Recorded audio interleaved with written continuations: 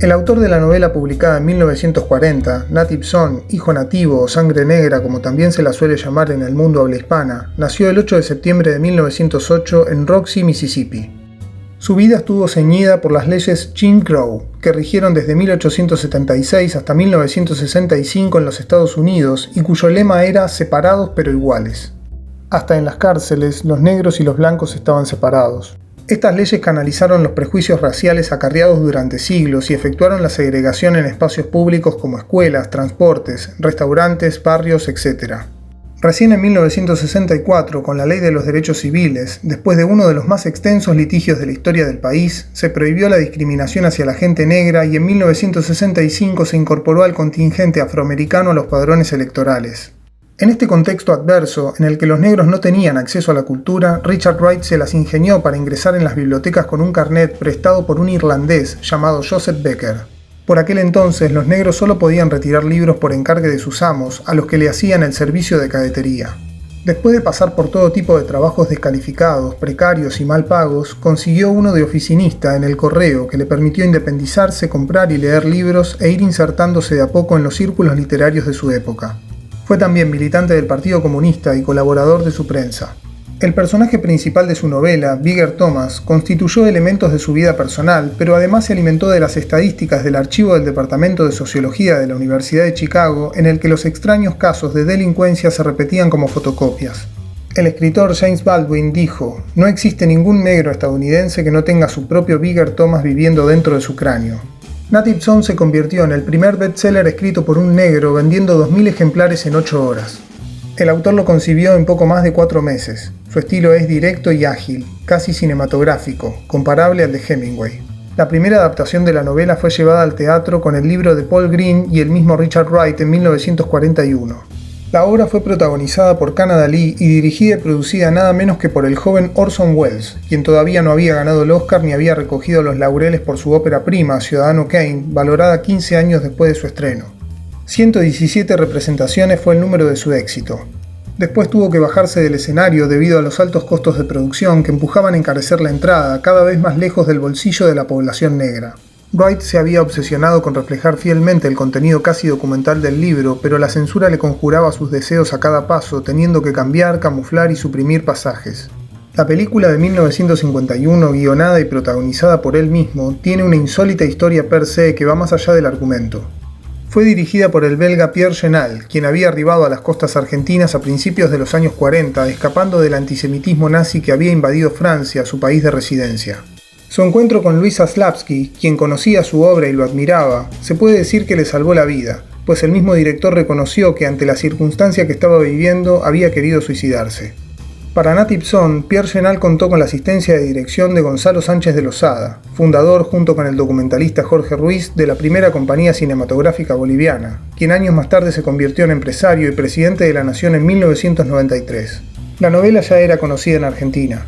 Editorial Sudamericana la había hecho traducir al español en 1941 y en 1944 Narciso Ibáñez Menta, todo pintado de negro, la había llevado al teatro basándose en la experiencia de Welles.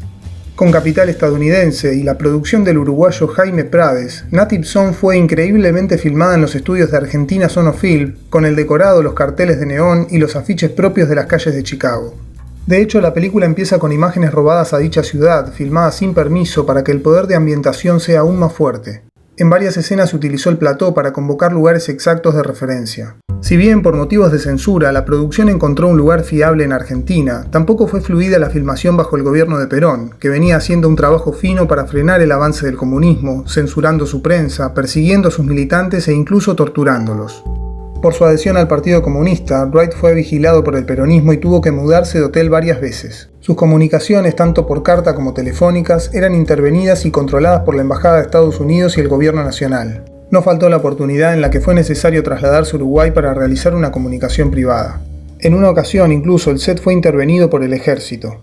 Pese a todo, la película pudo estrenarse en Argentina y recibir su merecido éxito. No tuvo la misma suerte en el país en donde la libertad no es más que una estatua. Ahí se estrenó con la cinta mutilada, con 30 minutos menos. Recién pudo verse íntegramente en Estados Unidos en 2020, estrenada por streaming. La versión íntegra de la película se debe al aporte invaluable de Edgardo Krebs, quien además escribió Sangre Negra, breve historia sobre una película perdida, y de Fernando Martín Peña, entre otros, que se ocuparon de la restauración de la cinta. Bigger Thomas vino al mundo para incomodar. Miguel Greenberg, el primer periodista del rock en Argentina, en la introducción al libro La Nueva Revolución Norteamericana, publicado en 1967 por Editorial Galerna, dice: para cierta gente, la solución de la cuestión racial norteamericana consiste en integrar al negro al caudal societario, en darle la igualdad de derechos. Luego agrega que el burgués de noble corazón condena automáticamente al amotinado que destroza una vidriera de un ladrillazo. Y de pronto el amable ciudadano descubre un detalle que había pasado por alto: hay negros que no quieren integrarse. Y este parece ser el sentido más potente y representativo de Bigger Thomas y su historia en sí. El no querer integrarse y el vivir con una sensación de incomodidad que lo sofoca y lo limita. El personaje de Mr. Dalton encarna esa puerta abierta a la sociedad, la posibilidad para Bigger de trabajar, estudiar y progresar. La misma mano que le da la bienvenida es la que le cobra el alquiler de la posilga en donde vive hacinado con sus hermanos y su madre. Dalton es propietario de una serie de casas en el lado sur donde solo viven los negros. Da toda la impresión de ser generoso y amable. Representa el progresismo burgués, el gatopardismo, cuyo lema fundamental es cambiar algo para que no cambie nada. Es la cara visible del engañoso capitalismo bueno, blando, del estado de bienestar, de las oportunidades y de la integración. La antítesis de Native Son y Bigger Thomas podría ejemplificarse en Driving Miss Daisy, o Paseando Miss Daisy, como se la conoce en España, ganadora del premio Oscar a la mejor película del año en 1989, protagonizada por Jessica Tandy, de Tomates Verdes Fritos, y Morgan Freeman. Ambos construyen una relación amistosa entre amo y peón, simbolizando la conciliación de clases, enraizada en la herencia de la cabaña del tío Tom. Siguiendo una línea similar, creyendo que la solución radica en la ampliación de derechos o en un mejor trato hacia el sector asalariado, se encuentra The Help, o Historias Cruzadas, de 2011, con la inmensa actuación de Viola Davis. La película presenta personajes demasiado ficticios, sobreentendidos, que cambian repentinamente según la articulación de la trama, deliberadamente dispuesta a emocionar. En ningún momento se cuestiona el servicio doméstico como una función degradante, un remanente de la esclavitud, sino que por el contrario se lo ubica en un lugar de suma importancia. Las mujeres negras cumplen la pesada tarea de limpiar, cocinar, cuidar y criar a los hijos de las mujeres blancas. La película reconoce y presenta dos clases de patronas, las que tratan bien y las que tratan mal a sus empleados. Según la óptica de esta historia, el mundo perfecto sería aquel en el que se humanice al servicio doméstico, se le dé una buena paga y se lo trate como es debido. En este punto se abre nuevamente el interrogante sobre la utilidad de integrarse y para qué. La novela de Wright es todo lo opuesto a lo sumiso y lo emotivo. Es cruda y áspera como la realidad que representa. Se sumerge en lo profundo de la psiquis de su personaje central y describe minuciosamente sus estados anímicos con tal detalle y desarrollo pormenorizado que resulta imposible trasladarlo idénticamente a un formato cinematográfico o teatral de 2 horas de duración. El personaje principal mata a 2 mujeres en esta historia. El primer asesinato se puede considerar un accidente al que fue empujado por el miedo y la vergüenza de verse envuelto en una situación inadecuada. Pero el segundo ya lo hace dolosamente contra su novia, Bessie, a la que obliga a convertirse en su cómplice y luego la mata para sacársela de encima. Sin embargo, él no es juzgado por este último asesinato efectuado sobre una mujer negra, sino por el cometido contra Mary. Más allá de lo aberrante de estos 2 crímenes, la historia pone en primer plano la enorme diferencia de lo que vale la vida de una mujer negra y una blanca. La obra literaria, en este caso, profundiza mucho más en todos los temas y es infinitamente superior a sus intentos de ponerla en escena. Ocurre algo similar con Crimen y Castigo de Dostoyevsky, en donde todo sucede en el interior de la mente de Raskolnikov. Plasmar ese mundo de sensaciones y pensamientos a veces es inviable desde una perspectiva visual. A Lev Kulitsanov, el director de la adaptación homónima de 1970, le costó más de 3 horas y media de película reflejar el proceso psíquico, las contradicciones y la dicotomía moral que atraviesa este personaje. Pierre Chenal también llevó esta historia al cine en 1935. Native Son intenta señalar una lógica, un mecanismo social en el que los negros se encuentran marginados y luego son criminalizados. Es el retrato etnográfico de un individuo que contiene muchos individuos. No tiene la intención de mitigar el efecto del asesinato ni la culpabilidad del protagonista, pero revela el porqué de su motivo.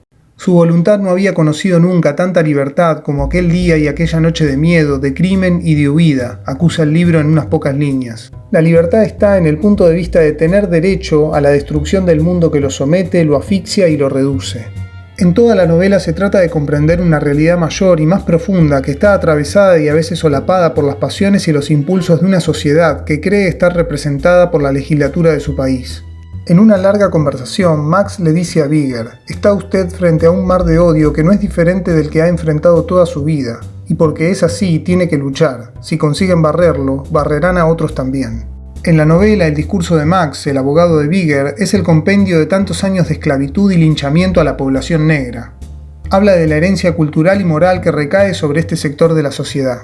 Como en Pinky de 1949, película que empezó dirigiendo John Ford y luego abandonó por sentirse incómodo con el tema, y que continuó y terminó Elia Kazan, la negritud no es solo una cuestión de piel y sangre, sino una herencia cultural. En ella, la protagonista, Jean Crane, de tez blanca, es asumida como negra tanto en el trato cotidiano como en lo jurídico por haber sido criada por una familia de afrodescendientes. La construcción y el mantenimiento de un prejuicio de generación en generación es lo que lleva a pensar que Bigger, antes de matar, ya era culpable. En el juicio final se oyen las dos campanas que reflejan el sentir y pensar de dos sectores polarizados de la sociedad. El mismo Thomas comparte la postura, la estructura moral de sus verdugos y cree ser el único culpable del crimen que ha cometido, no entendiendo que él ya es víctima de un crimen mucho mayor que precede a su existencia. Si bien se avanzó en muchos aspectos, la cuestión racial sigue sobrevolando nuestras cabezas.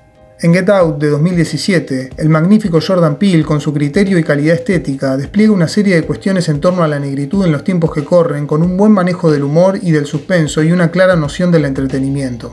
Al principio, el personaje de Chris, Daniel Kaluuya, le pregunta a su novia Rose, Allison Williams, si no es conveniente que sus padres sepan que él es negro antes de ir a conocerlos. La película se ríe de ciertas situaciones que son llevadas al extremo. En 1986, Gerald Friedman hizo una remake independiente de Native Son que respeta bastante a su antecesora. Más cerca, en 2019, Rashid Johnson dirigió una película con el mismo título, pero que es un verdadero saqueo del contenido y el componente social y político de la obra original. Curiosamente, después de 60 años de la publicación de la novela, Bigger Thomas sigue vigente, generando controversia e interpelando a la sociedad occidental.